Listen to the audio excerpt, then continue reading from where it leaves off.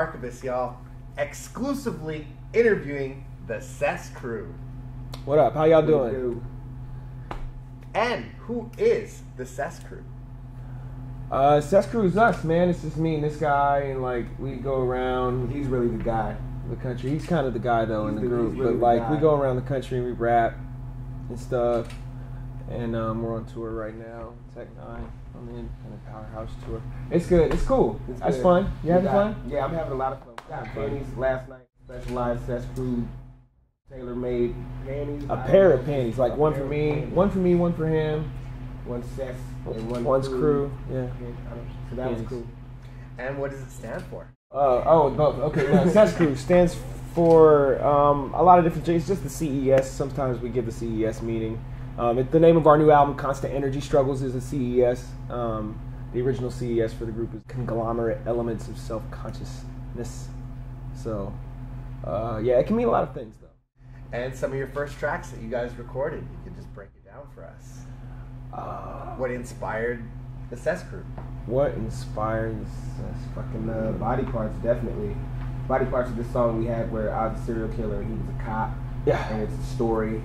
And like it plays. I think it was on after that.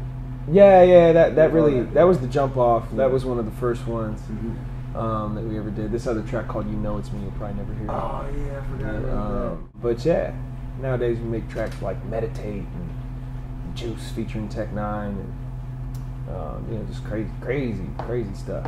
7 Chakras, and some of our new stuff. Or this track "Coliseum" from 13. All kinds of music that we make these days. But And growing up in hip hop, who did you guys listen to before the Cess Crew? Shit. Everybody. I know. But not everybody, because I still miss some shit. Like, you were on Souls of Mischief and shit, and I was on some boot camp click shit. I kind of like miss Souls of Mischief somehow. I don't know how the fuck that happened, but I backtracked and got into it. But of course, Wu-Tang and like fucking Nas and, Jay, all those guys. But then a lot of underground guys at the time who were underground, like Slug and shit, before he was big. I remember fucking buying Slug's first album and shit, a lot of Merce and shit. Yeah, Aesop Rock. Oh yeah, love Aesop Rock. Big one. Yeah. Yep. And now, charting on the billboards with what you guys are doing. It's incredible. Yeah, we broke the Billboard chart. We broke into the top 100, 90 something. I can't remember exactly what it was, maybe 91. But yeah, that's exciting. Yeah, I didn't see that shit coming. Yeah, we're in the middle of our second week of Constant Energy Struggles being out and on the market at Best Buy and FYE and on iTunes and stuff like that naturally. And it's going pretty good, man. That deluxe package is selling really well on iTunes. It's cool. You get an extra track that has Mac Lethal on it. So we did something with him for the new record. So I don't know, check that out. And the EP 13, how did it go for you? 13 was good. We got embraced really well on 13. We did a ton of pre-orders, or over 1,000 pre-orders came in for 13. We had to sign our signatures on all the covers of those. It was good, man, and people call for it. They love this song "Click Clack Bang" that we did. That's on YouTube right now. It has over 500,000 hits on it. It's a dope song, and we do it live, almost like an SNL, like Saturday Night Live style performance, where we just kind of like do it like one time through, and it's dope, man. Click Clack Bang, check that out. And coming from KCMO, let us know what got you guys started. Well, I think what not only got us started but kept us going is that Kansas City has a really cool and a really big hip hop scene. You know what I mean? So just that friendly competition in and of itself was a reason to get started and keep going, because everybody's doing it. Everybody feels like they can do it, and everybody can, and we all help each other out and shit along the way. But yeah, the hip hop scene in Kansas City was the perfect arena to like hone your freestyle skills, and there's always a handful of homies over here making beats off the Triton or the drum pad or whatever it was, and DJs everywhere, break dancers, graph writers. So it's just and Kansas City just has this sort of hip hop scene that nurtures tight knit group and nurtures the music if you're a part of it and if you apply yourself. And recently paid dues. Let us know. Paid dues was tight. Giant hip hop festival, and where were we? San Bernardino. Yeah. Dead Zone. Yeah, in the dead zone, our phones weren't working, so that was scanless. Couldn't Facebook, couldn't Instagram, couldn't talk to anybody, couldn't make phone calls, couldn't text people. It was scanless. But there was 25,000 people there, and it was a massive hip hop gathering, and you just had everybody, superstars walking around: Wiz Khalifa, Black Hippie, Macklemore, and De La Soul, and just whoever. It was a crazy thing, man. And we got slid on the bill at the last minute. Peace to Murs, thank you for that. He slid us on the bill at paid dues. What time did you guys go on? We went on at 4:30. Oh, excellent. On the Monster stage.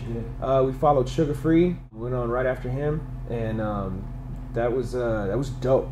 It was dope. Yeah. People were scratching their heads. They were a little confused because we had taken another band's slot, but we won them over, and this shit was tight. And then now becoming signed to Strange. Let us know, how's it been, and what to look forward to. Strange is really making some serious power moves in 2013. I think we're slated to drop either 9 or 10 full-length albums through the course of the year. Our album was the third to drop. Brother Lynch dropped, Cut Calhoun dropped, now we dropped. Ritz is going to follow us, but then it just goes from there. Recognized got a project, Tex got a project, Chris Calico has a project, Prozac has a project, Mayday's going to drop another record, Stevie Stone's going to drop another record. It's just like a carpet bombing of like LPs coming from Strange this year with multiple tours. This tour we're doing now, we're looking at doing another tour with Tech in the fall. I think there's a summer tour with Chris Calico headlining, and it's just a huge movement that Strange is making right now. And we're looking at dropping, I don't even know how many videos. I think that the goal that they said, we'll see if we hit it or not, was 100 videos from the label this year. So that might have been daunting, we'll see. But so far we're smashing on them. And music videos, When Worlds Collide, Lotus, Unfair with Tech Nine, and Juice. Let us know. The videos are dope. We've been making videos in-house with Strange Music, as well as some independent style videos on the side. But right now the video game is crazy. We did this one with When Worlds Collide with Liquid 9. Oh yeah, that's an awesome video. Yeah, it came out really well. It debuted on MTV U last week. And it's in some kind of like voting pool against 4 other videos to be in permanent rotation on MTV. So if you see this, go vote for us on MTV and get us out there. But When Worlds Collide, it's a crazy video. You should check it out. It's dope. And touring with one of the craziest, Mac Lethal.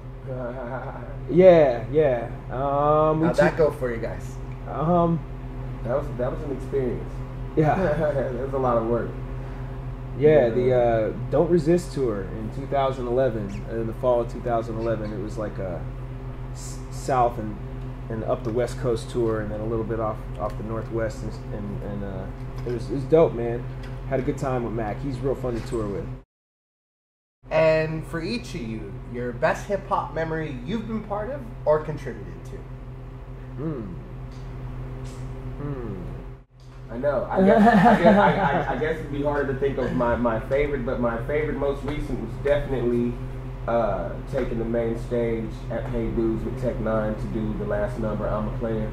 That was that's high watermark for me. That was dope. Just to even grace the stage and see his perspective on how the crowd looked and shit, and how all the house lights were up and shit, and then we did a little dance number and shit. And yeah, I felt like Strange was in the building deep, and I was just glad to be a part of the label in that moment, and I just took time to take it all in. That's my newest favorite hip hop memory.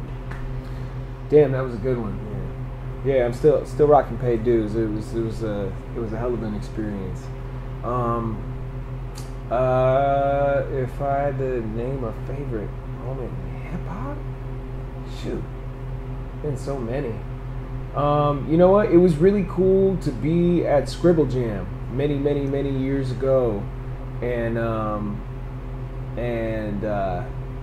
watch Mac Lethal take it. That was cool. It was, I don't even know how many years ago that was. It was like eight years ago or something. Definitely. But yeah, that was a cool little moment in hip hop history, just to like be in cahoots with Mac and sort of work in the same thing. He's from Kansas City as well, and then he just blew up from there. You know, so it was dope to like watch that shift occur in his career. It was dope. And you guys got anything to say to Canada? What up? Hope to see y'all soon. Yeah. We're totally looking forward to coming Man. out there. I already talked to some people out in Ontario. I was like, I really want to come to Canada. Cannot so wait. Tour Canada as soon as possible. And you guys got any shouts? Shout out. You want to shout out anybody? Man, shout out Strange Music. Shout out my whole B Hood family, JL. You know what I'm saying? Prayers. All my homies back in Kansas City. Info Gates. Y'all know what it is. Strange Music all day. Got him. It's one half of the Almighty Sess Crew. I love y'all. What he said. And shouts to the Sess Crew and Corey. And this is the Archivist, and you already know the name, y'all. Peace, y'all. Peace.